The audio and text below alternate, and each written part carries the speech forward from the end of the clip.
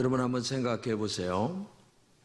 내가 일평생 심혈을 기울여 온 일이 잘 되었을 때에 얼마나 행복하고 감사한 일인가를 우리가 느끼게 되겠죠. 근데 반대로 내가 일평생 심혈을 기울여 왔는데 결과가 나빴을 때에 그 마음의 상처가 얼마나 큰가를 우리는 가히 짐작할 수가 있겠습니다. 오늘 본문에 보게 되면 모세가 정말 아무것도 모르고 광야에서 그냥 묻혀 살아갑니다. 근데 80이 되었을 때 하나님께서 모세를 부르십니다.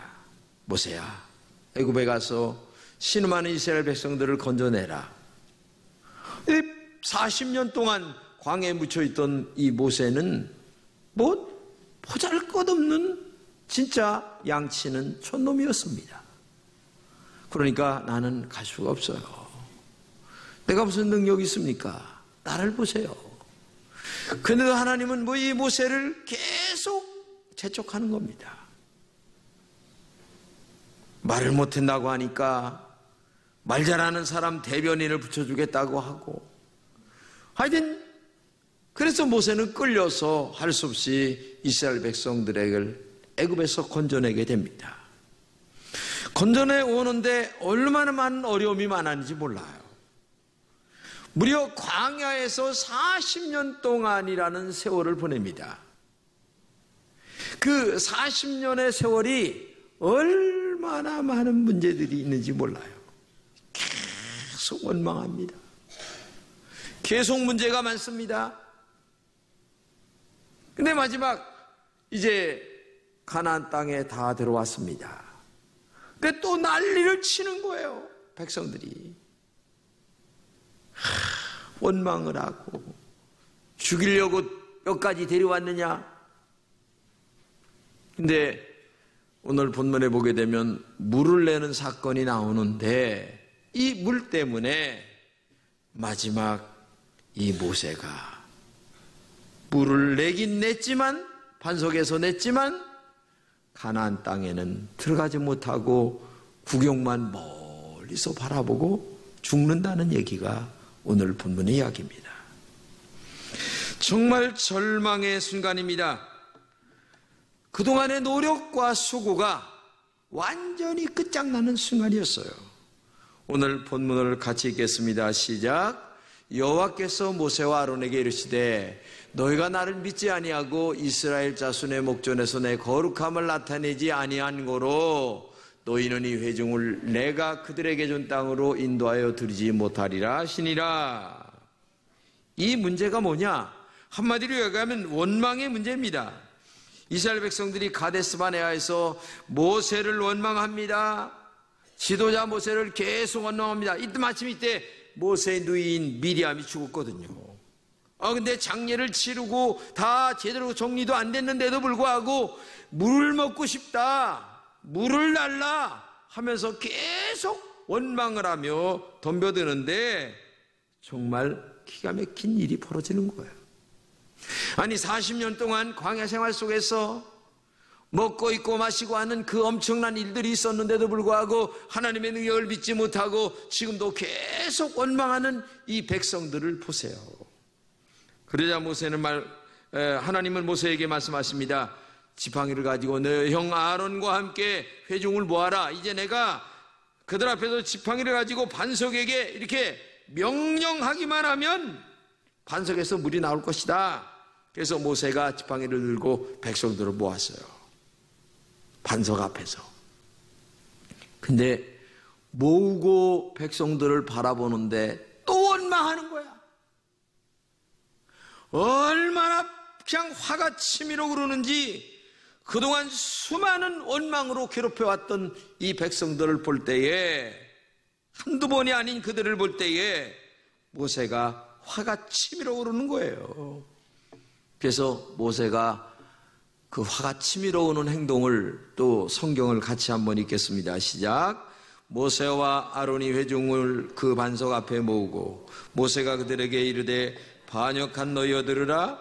우리가 너희를 위하여 이 반석에서 물을 내랴 하고 모세가 그의 손을 들어 그의 지팡이로 반석을 2번 치니 물이 많이 솟아나오므로 회중과 그들의 짐승이 마셨다. 물은 나왔습니다. 그러나 모세는 가나안 땅에 들어갈 수가 없었습니다. 가나안 땅에 들어가기 위하여 40년 동안 광야 생활을 헤맸는데 회중 앞에 물은 펑펑 쏟아나오게 하는 승리는 했습니다. 그러나 가나안 땅에 들어갈 수 없는 쓰라린 실패를 맛보게 됐습니다. 큰 승리 뒤에 더 큰 실패라는 슬픔을 경험하는 순간이 바로 이 순간이었습니다. 여러분, 모세의 실패가 뭡니까? 한마디로 얘기하면 감정 조절에 대한 실패입니다. 모세는 정말 온유한 사람이었어요. 성경에 모세처럼 온유한 사람이 없다 이런 말이 있어요. 그렇게 온유한 사람인 모세도 이스라엘 백성들의 원망 앞에서, 그리고 분노의 그 엄청난 원망 앞에서 자기 내면에 대한 감정 조절을 제대로 할 수가 없었다는 거죠. 인간은 정말 묘한 것입니다. 그렇게 온유한 모세도 분을 내게 하는 감정이었습니다. 그래서 성공한 사람들의 모든 성공의 공통점은 뭐냐? 이 감정 조절을 잘 해야 돼요. 울고 싶을 때에도 웃는 얼굴을 보여야 되고, 화를 낼 때에도 화를 잘 들여서 화를 잘 참아야 된다는 얘기예요. 특히 하나님의 사람들에게 더 말할 것도 없는 이 감정 조절이 중요하다고 하는 얘기를 알아야 돼요. 뉴욕에 레스토랑이 있었는데 이 레스토랑에 손님들이 좀 찾아옵니다. 근데 이 주방장이 이게 개팍한 놈이 있는 거예요. 손님들이 뭐를 시키면 네 하고서 해주는 게 아니라 왜 하냐고 하면서 따져 덤비고 하는 거예요. 그러니까 이 주인이 늘 손님은 왕이다. 손님이 없으면 너도 못 먹고 살고 나도 못 먹고 산다. 그러니까 손님한테 잘해라 이렇게 얘기했는데 어느 날이었어요. 노인 부부가 왔는데 이 감자를 튀겨왔는데 너무 크다는 거야. 짧게 썰어서 달라는 거야. 조금 잘게 썰어서 갖다 주니까 그래도 너무 크다는 거야. 이걸 몇 번이고 퇴짜를 놓고 다시 튀겨오라 다시 튀겨. 그러니까 화가 치밀어오는 주방장이 나가서 그냥 확 붙으려고 하는데 이 주인이 붙들고서 순종해야지. 그래야 너도 나 먹고 살고 나도 먹고 살아 이놈아. 그래서 그냥 꾹 참고서 그냥 원하는 대로 또 자르고 또 자르고 이게 한 1,8번 잘라서 튀겨서 갖다 주니까 한 입에 쏙 들어갔는데 사람들이 그 사람을 보면서 야 우리도 저렇게 작은 것 좀 먹었으면 좋겠다. 그냥 갑작스레 그냥 그 레스토랑에 있는 사람들이 그냥 그 작게 자른 이 감자튀김을 먹게 된 거예요. 근데 놀라운 사실은 이것이 새로운 메뉴가 되어서 우리가 알다시피 포테이토 칩이라고 하는 썰은 감자튀김이라는 메뉴가 새로 생겨서 이 회사가, 이 레스토랑이 돈을 엄청나게 벌게 되었다고 하는 그런 이야기예요. 성공한 사람들이 목적을 달성한 과정을 보게 되면 까다롭고 눈물 나는 일들이 많이 있지만 그래도 잘 참았기 때문에 그러한 일들이 일어난다고 하는 사실을 알아야 되죠. 이것은 신앙에서도 더한 것입니다. 우리 하나님은 예비하신 하나님이시죠. 지금은 이해가 안 된다 할지라도 하나님의 말씀에 순종하게 될 때에 예비하신 축복이 우리에게 오는 거예요. 우리가 어떻게 하나님의 크고 놀라운 계획을 알 수가 있겠습니까? 사실 모세를 보게 되면 태어나기 전에서부터 하나님이 예비했어요. 그래서 물 속에서 둥둥둥 떠내려가다가 공주에게 발견돼서 살고 40년의 왕궁 생활을 하고 또 40년 동안 광야 생활에 가서 아무 보잘것없는 인간 생활을 하는 과정을 봐하면 하나님은 미리 선택했는데도 전혀 모세는 놓지를 못합니다. 이걸 우리가 알아야 돼요. 나에게 일어나는 크고 작은 일들이 많이 있어도 나는 아직 이해할 수 없어도 하나님의 섭리와 경륜과 그리고 예비하신 은총들이 그 속에 있다는 것을 알고 하나님에게 절대적인 순종이 우리에게 있어야 된다는 얘기예요. 내가 이해가 된다 안 된다 이게 중요한 게 아니라 하나님의 말씀이냐 아니냐 이게 더 중요하다는 얘기예요. 근데 우리는 이해가 안 되기 때문에 안 됩니다. 이렇게 나오기 시작하면 그 신앙은 하나님의 계획이 늦어지게 되고 그리고 하나님의 계획 속에서 진행된 인생이 될 수가 없는 거예요. 우리가 할 수 있는 것은 한 가지입니다. 말씀대로 순종하는 것입니다. 말씀대로 순종하는 것보다 더 큰 축복의 길이 없죠. 내가 이해가 된다 안 된다 이런 것들을 다 떠나서 이해가 안 되어도 하나님의 말씀이기 때문에 순종하게 하는 거고 이해가 되어도 하나님의 말씀이기 때문에 순종하게 되는 거고 순종하기만 하면 하나님께 순종하는 것이고 순종 안 하면 하나님께 순종 안 하는 것이 된다는 얘기예요.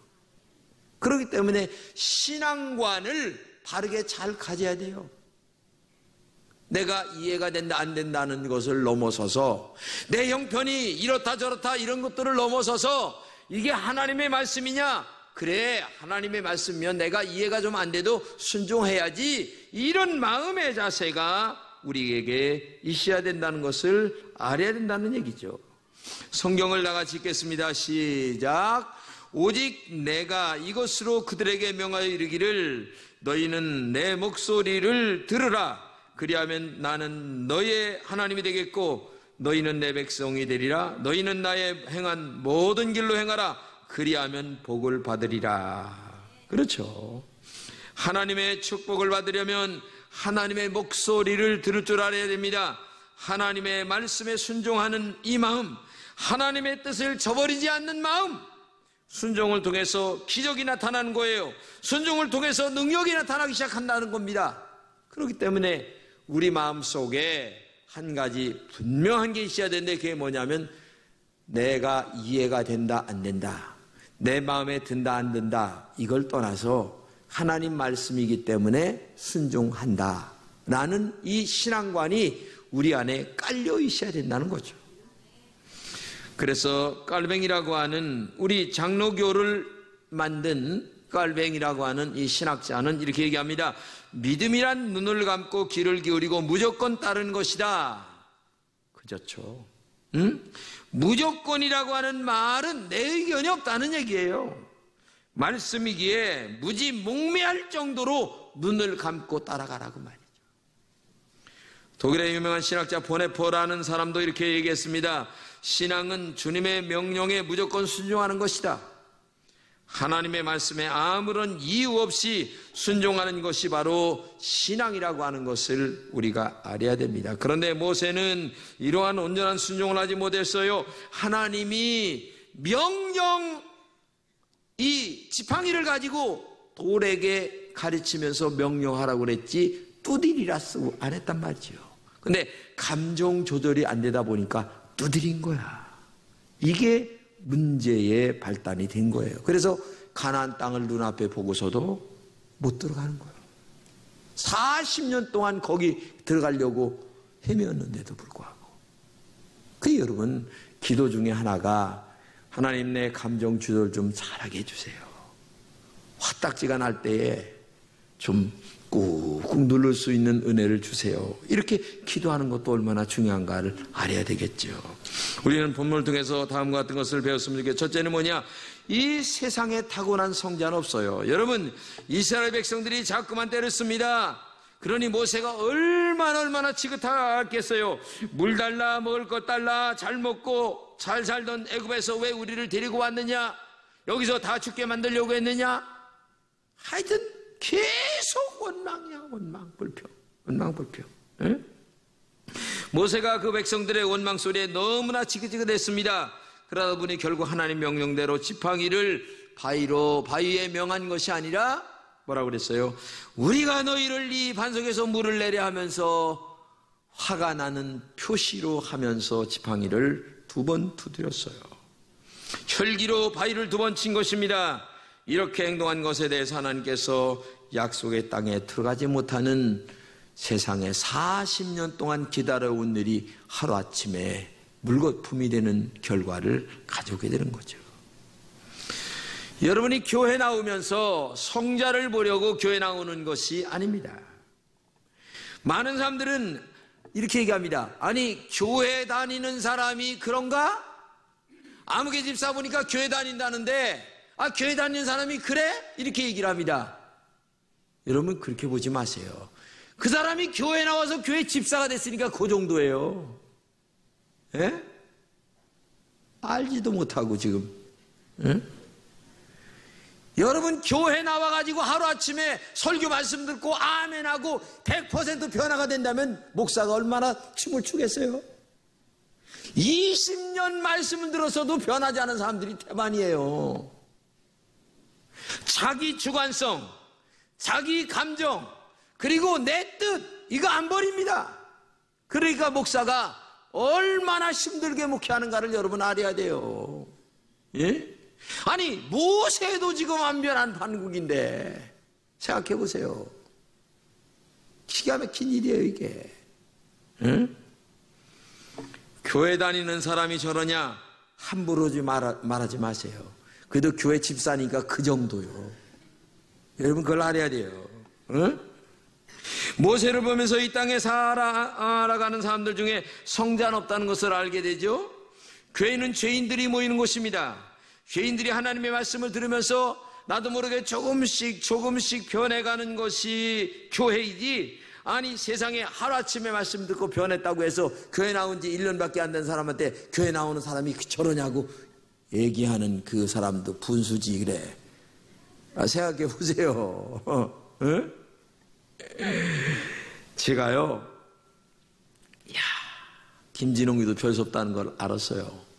왜냐하면은 제가 암이라는 판정을 딱 받고 났는데 깜깜한데 이게 감정 조절이 안 되는 거예요. 죽는구나. 그때 느끼는 게 뭐냐면, 김진홍의 믿음이 이거밖에 안 되나? 아니, 왜 이걸 못 받아들이고? 인간은 똑같은 거요.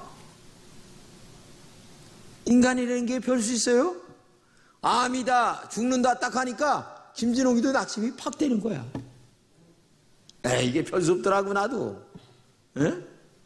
아마 여기 계신 여러분들은 나보다 믿음이 좋기 때문에 아멘, 천국 가는 거 환영합니다, 할렐루야, 이렇게 하겠지 모르겠지만은, 에? 나는 그게 잘 안 되더라고. 잘 안 되더라고, 진짜. 에? 모세도 저와 여러분과 같은 초라한 인격입니다. 결정적인 순간에 넘어지는 것이 모세였어요. 넘어지는 사람이라고 하는 것을 알면서 말씀을 들으면서 조금씩 변해가는 것이 우리 인간임을 알아야 되고, 두 번째는 온전한 순종으로 살려고 힘써야 됩니다. 순종은 하루아침에 만들어지지 않아요. 모세를 보면 알 수 있잖아요. 많은 노력과 아픔 속에서 순종이 조금씩 몸에 배어가는 것이지 하루아침에 순종이 만들어지질 않아요.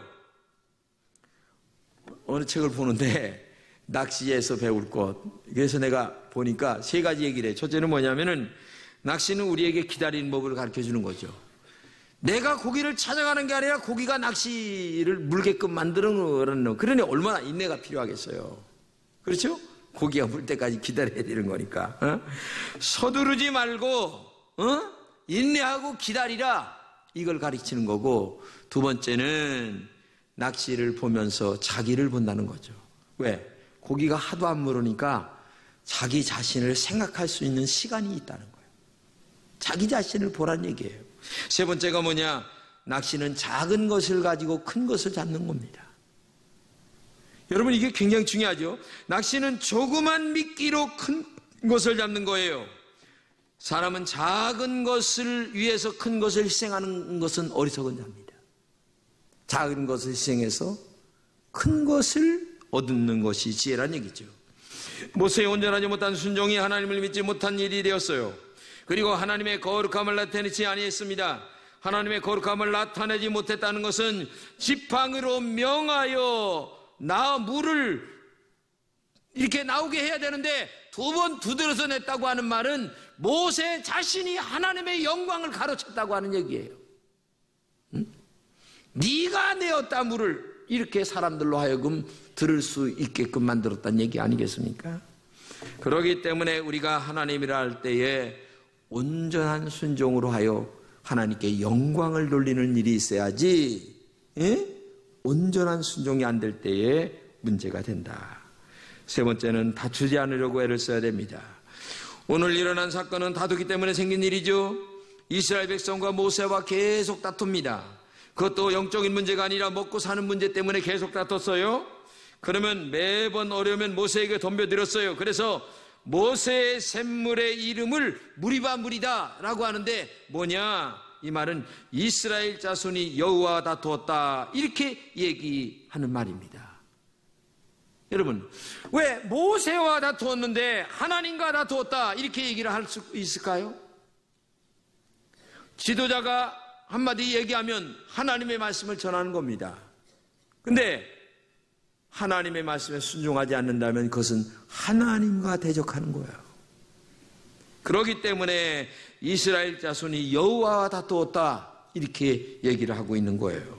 그렇기 때문에 항상 여러분과 제가 내 감정을 내가 다스리기가 힘들어요. 그렇기 때문에 하나님의 성령이 나를 지배해달라고 날마다 기도하면서 하나님, 오늘도 성령으로 나의 심장을, 아니면 나의 감정을, 내 마음을 다스려 주세요, 이런 마음으로 늘 기도하면서 자기 마음을 다스리려고 하는 은혜가 있어야 돼요. 내 힘으로 안 되거든요.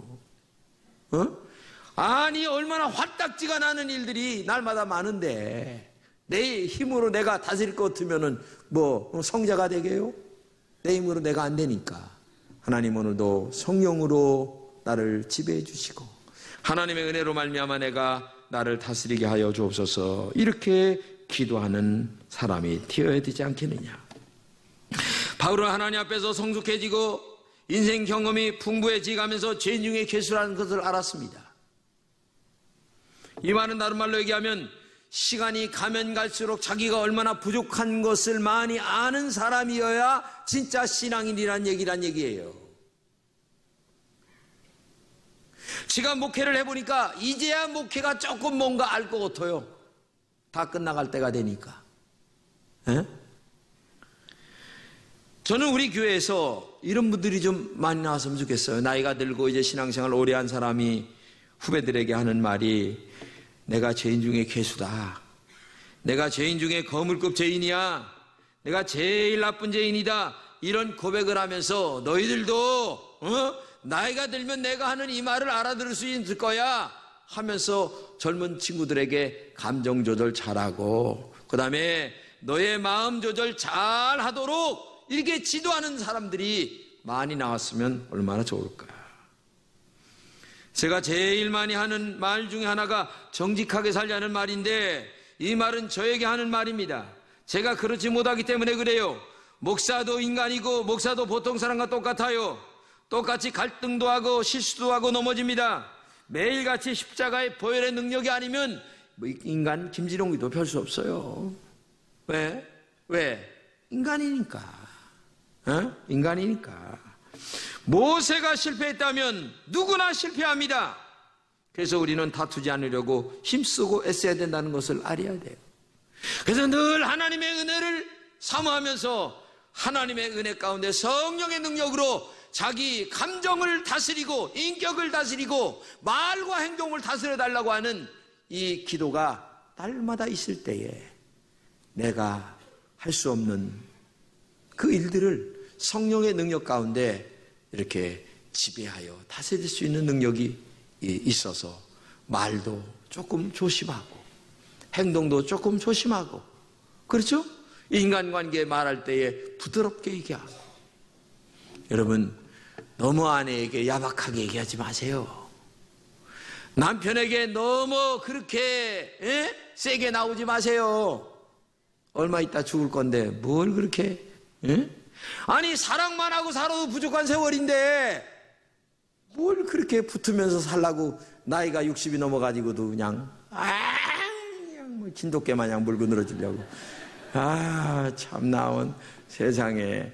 아니, 지금 나이가 몇 살인데 지금 생각해 보세요. 이 소망화장품의 강석창 장로님이 계신데, 이분은 고등학교도 제대로 못 나왔어요. 근데 머리는 있어가지고 사업 기질이 있어요. 근데 화장품 회사에 이렇게 취직을 했는데 하도 잘하니까 한 파트를 맡겨서 사장이라는 이름을 맡겼어요. 근데 소망 화장품이다 그랬어요. 왜? 신앙생활을 열심히 하니까.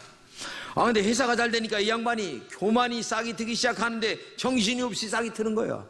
야, 나는 한국에서 제일 잘하는 사람이 될 것이다. 그런데 회사가 잘 됐어요. 어느 날 자동차를 몰고 가는데 이 자동차가 그냥 부딪혀가지고 납작콩이 된 거야. 폐차가 됐는데 놀랍게도 이 양반은 거기서 살아났어요. 그때에 내 힘으로 되는 것이 아니구나. 완전히 사람이 바뀐 거예요. 그러면서 하나님 앞에 이렇게 기도를 합니다. 나는 부모님을 믿는 것처럼 하나님을 믿겠습니다. 하나님이 살아계심을 믿고 하나님이 내게 축복하심을 믿고 하나님의 영광을 위하여 나는 살겠습니다. 정말 그렇게 살았더니 이 회사가 100배 이상 축복을 받은 거예요. 목사님의 뒷바라지를 100% 다 합니다. 이 양반이. 예? 여러분, 겸손하게 말씀에 순종하는 사람은 하나님의 축복을 받습니다. 자기를 다스리지 못하여 혈기를 부리는 사람은 오래가지 못합니다. 여러분도 겸손하게 되셔서 약속하신 하나님의 축복을 누리는 오늘도 나를 성령의 은혜 가운데 잘 다스리는 여러분 되시기를 주님의 이름으로 축복합니다.